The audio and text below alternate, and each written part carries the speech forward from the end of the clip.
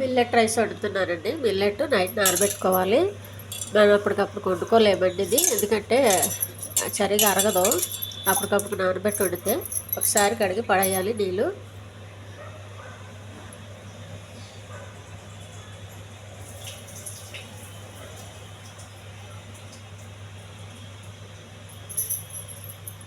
ఇది చాలా తొందరగా ఉడుకుతుందండి. ఒక గ్లాసు వాటర్, ఒక చిన్న గ్లాసు మిల్లెట్స్ తీసుకుంటే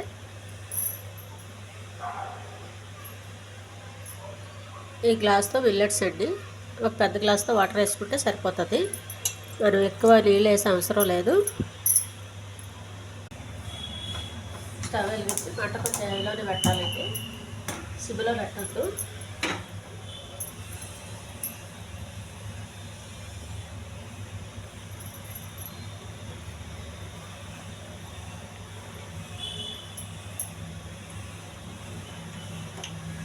ఉడుకుతుందండి మిల్లెట్,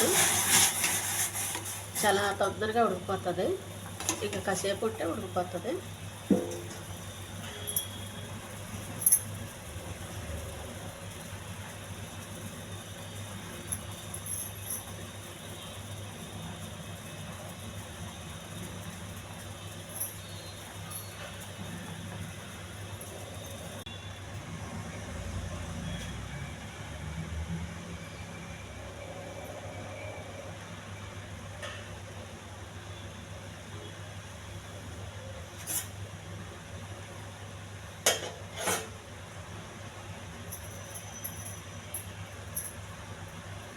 మిల్లెట్ రైస్ ఉడికిపోయిందండి.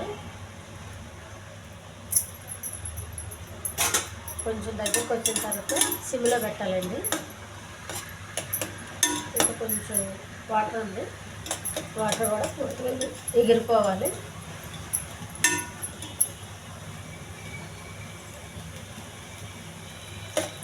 మిల్లెట్ అయితే పెద్ద రుచి అని ఏం చెప్పలేనండి, రుచి అయితే ఉండదు, కానీ హెల్త్ కోసం తినాలి.